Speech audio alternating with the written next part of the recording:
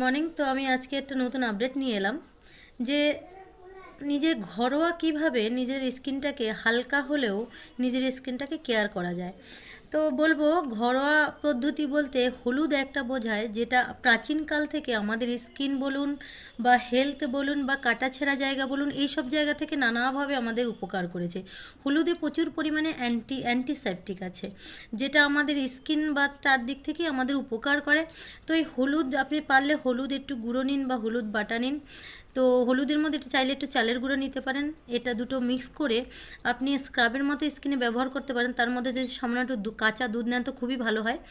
তো এইভাবে নিজের স্কিনটাকে কেয়ার করতে পারেন। আর যদি এর থেকে ভালো কিছু রেজাল্ট পেতে চান, আপনার স্কিনে ধরুন পিম্পলস আছে, ডার্কনেস আছে, রিঙ্কেলস আছে, বা আপনার স্কিনে নানা রকম প্রবলেমে আপনি ভুগছেন, বা মেসোর দাগ আছে, যেরকম বলুন পিগমেন্টেশন, বা ছোট ছোট তিল হয় অনেকের, এই সব দিক থেকে যদি নিজের স্কিনটাকে ফেয়ারনেস পেতে চান, স্কিনটাকে মানে পরিষ্কার করতে চান, তাহলে বলবো অবশ্যই আমার সঙ্গে কন্ট্যাক্ট করুন।